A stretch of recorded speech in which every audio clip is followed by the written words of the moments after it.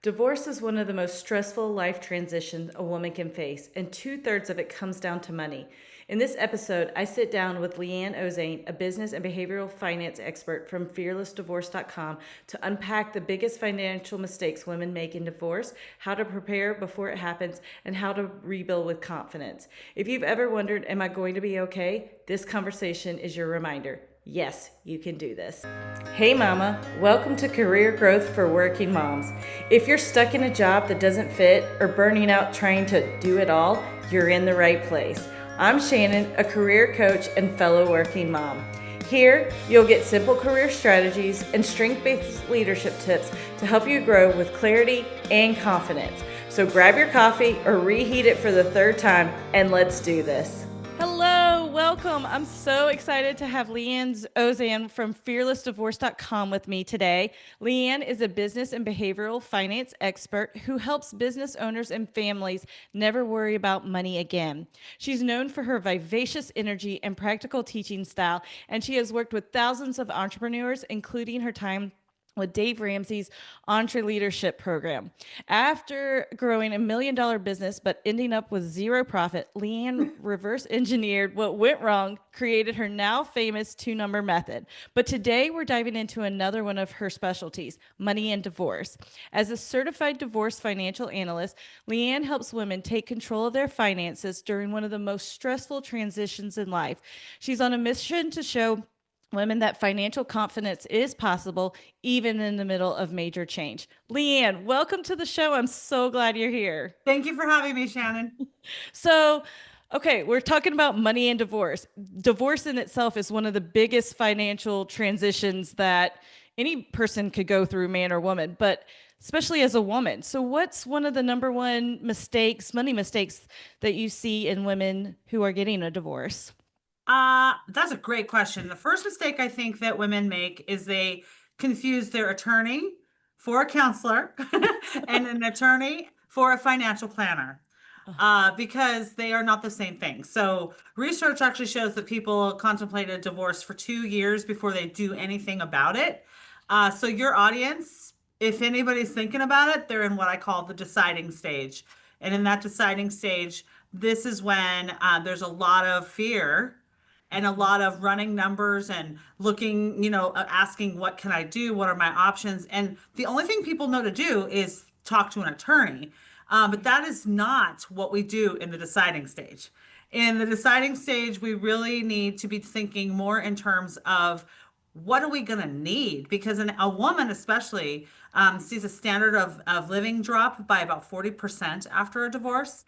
And Wow. so, to answer your question, the mistake women make is that they think that their attorney is a financial planner, and they think that their attorney will know how to answer the question, how much money am I going to need after this divorce? How am I going to get through my life and rebuild things? Like, people expect that attorneys will do that, and they don't. Attorneys help you through the legal process, they help you through the court system, they help you through paperwork, but they are not financial planners. So if there's anything I can do to encourage your audience to take a step back if they're in that thinking stage, or if they know somebody in that thinking stage, Right. that deciding, like, am I gonna actually do this?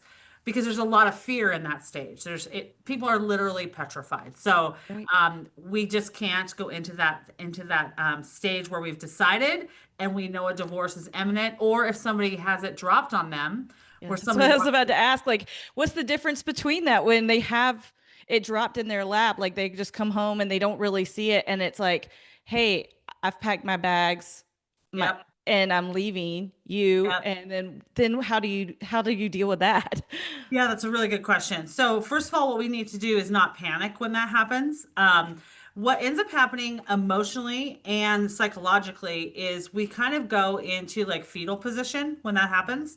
And now we have what I call trauma brain, where your brain just can't process. And so, when you're in trauma brain, you're not thinking about anything other than immediate survival.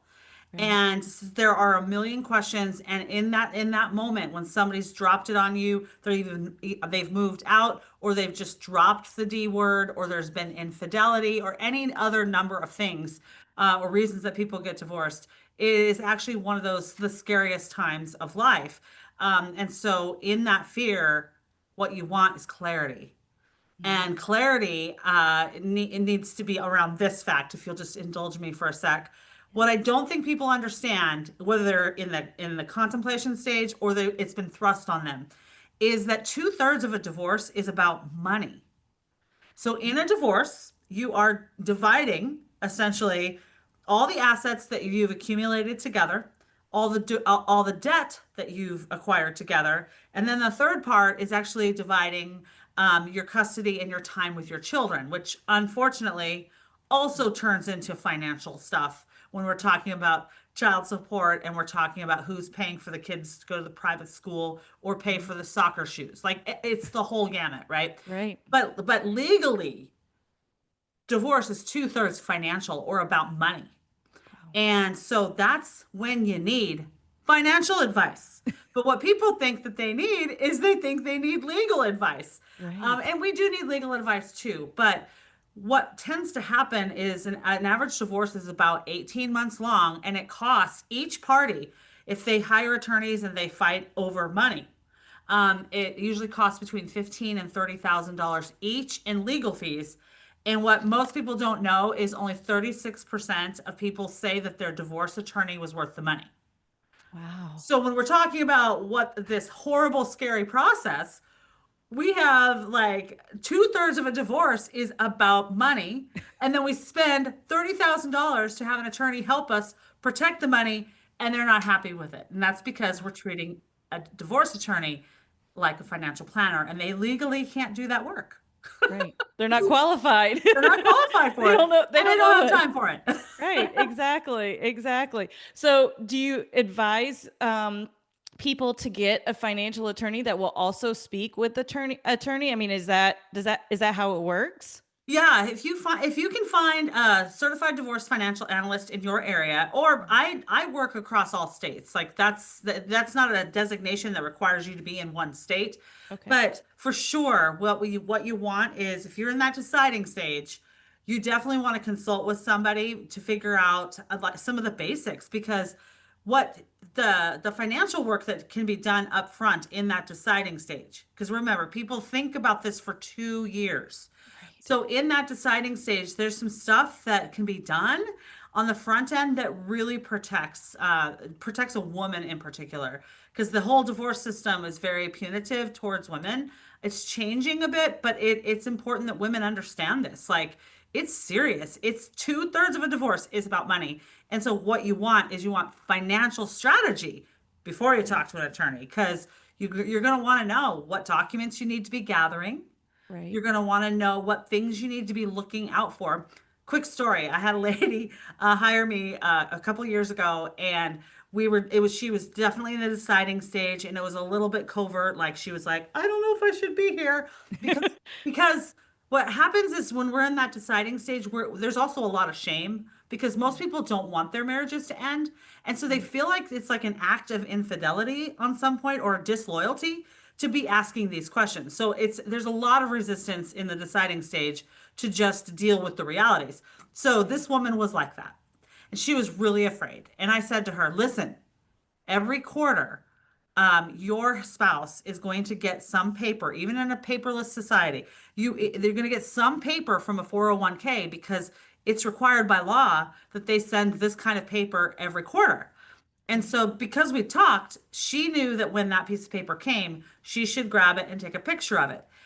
Same thing I've seen with tax returns where people are in that deciding stage and a lot of times women aren't involved in the process of getting their tax return done. I know that's a Mhm. stereotype. I'm just saying a lot of times. Right. And that's another example of something where if you're in that deciding stage financially, you want to be involved in that conversation because when somebody comes to meet with somebody like me, I'm Mhm. like, I'd like to see your tax returns. And I find a lot of times people don't even know how to get their hands on them because they weren't part of the process. So we got to be thoughtful up front. And if we're thoughtful, if your audience can learn to be thoughtful in that stage, there's just stuff you got to learn to gather.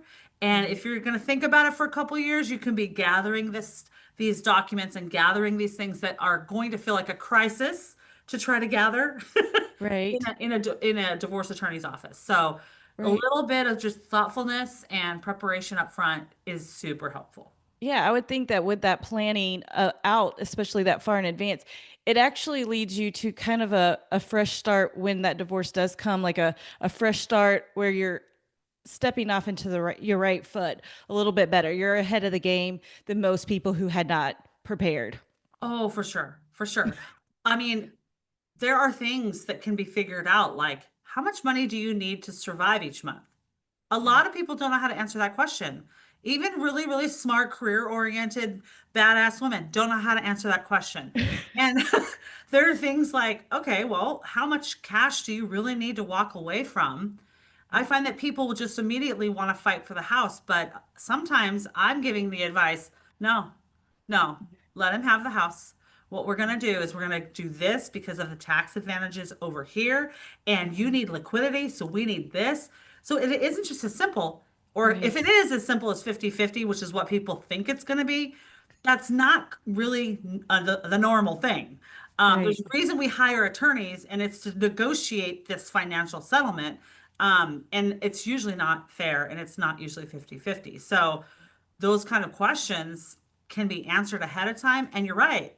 Then she's set up for being empowered around her finances and not making decisions when that attorney throws something at her or the spouse says something to her and she gets all emotionally triggered. It's like, no, I Mhm. know this is what I'm going to get. I know this is what I need. And I'm not going to agree to anything just because I'm scared and being pressured, which is what happens to women all the time Right. when they get Right. in those depositions or those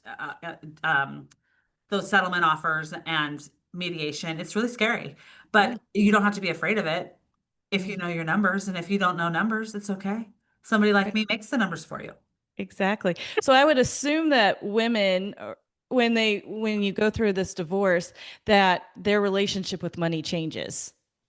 I hope so. Either positive or negative, right? Yes. Like, you Yes. know, if they've planned well, then they can have them and work with someone like you, then they can have a more positive, confident, empowering mindset about money Absolutely. versus just feeling like the victim Yes. and like you have nothing to do, like there's nothing you can do. You're in a hole, like your Yes. life is ruined. Yes, your life, a divorce, it sets you back about 5 years financially, especially if you're over the age of 55. But it is definitely does not have to ruin your life. And you're Right. right, it is an opportunity for us to step back and go, okay, what do I want to be responsible for? What do I choose? Like you go from having to make a plural decision about us and what we choose to what do I choose and what's important to me. And that's, I think, a big shift that happens, but Mhm. I find the number one question I get from women when they come see me is, just tell me I'm going to be okay, Leanne. Am I going to Mhm. be okay? Just tell me I'm going to be okay. Right. Men do not say that to me when they come into my office. They have a whole different thing, but women need to be told they're going to be okay. Security. And two-thirds of a divorce is about money. So Right. yeah, you bring up a great point. It should be an opportunity for us to embrace our finances and understand them because a lot of women have just historically and even today abdicate that to their spouse Right. with that thought of like I'm no good with numbers. It's that I call it a math wound from third grade. In third grade Right. math like freaked us out and then we told ourselves our whole life that we're terrible with money. But actually Right. women are better with money than men by a long shot. Yeah. And it's an opportunity to embrace that. And what about moms? I mean, this doesn't necessarily have to do with divorce, just as a financial person. How soon do you start talking to your kids about money and having their mindset be an empowering mindset around money versus scarcity or, you know, I don't know. When would you recommend starting to talk to them about that? Oh, that's a whole episode. Um, actually, of course, the answer is going to be now. But I think if you look for opportunities and pay attention to what comes out of your mouth Right. about money, you're actually programming your children what they believe about money. So one thing like I never say to my children is I can't afford that. Because the last thing I want them to hear is that we're having a conversation about affording or not. However, there are things in life that I choose not to afford. And so I find myself saying things like, I'm choosing not to spend my money on that, or I choose not to afford that. Like, could I go buy that? Yes. But am I going to choose that? No. So I feel like that's one of the best things moms can do is I pay love that. attention to what comes out of their mouth around Right. their kids around money.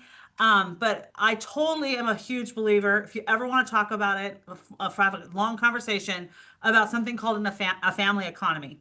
A family economy, I think, is the best way to teach kids how to manage money and how to make their own choices with it. So I think, yeah, let's start now, but it starts with what comes out of your mouth about money. Right. I love that. I love that. This has been such a fun conversation. Leanne, where's the best place for listeners to connect with you? Fearlessdivorce.com. Okay. All right. That's what. So before we wrap up, this has been a wonderful conversation. I know we can keep talking. I like to leave my listeners with an action step or a takeaway that they can. So for the working moms listening, whether she's getting in that decision phase or she's already in it, or maybe even for the moms that aren't but have a friend that's in there, what's some a takeaway or a tip you would give to them just to be more confident and to really be empowered by their finances? I'm going to give you two, but I'll be fast. So the No, first no, one you're will be good. when you hit my website, Fearless Divorce, I have a Fearless Divorce workbook. Okay. And it is the thing that if you're in that deciding stage or you're in the throes of it or you have a friend, that is where we start because it begins to help craft what you need to be gathering and looking for. So that is really simple and practical. Print it, notebook, do the thing. There's that. And then the second thing is just you can do this. You can hack it single, especially if you're in a situation where you're miserable or there's been domestic violence. I just want you to know, like, you can do this. You have got to learn some new things, but you can do this. You don't need to be afraid. This is why I do the work called Fearless Divorce. You don't need to be afraid. I love that. So do not be afraid. If you need to reach out to Leanne, please do. Or if you have a friend, please reach out to her. Leanne, thank you so much. This has been such a fun conversation. Likewise. Hey, Working Mama. I hope you enjoyed today's episode. If so, would you take 30 seconds to share it with a friend who's stuck in her career but doesn't want to sacrifice her family to grow? Also, please leave a quick review on Apple Podcasts. It seriously lights me up to know this show is helping you navigate burnout, find clarity, and lead with confidence. All right. Time to shut down my laptop and pretend I'm not hiding from folding that laundry. I'll meet you back here soon for another episode of Career Growth for Working Moms. You've got this.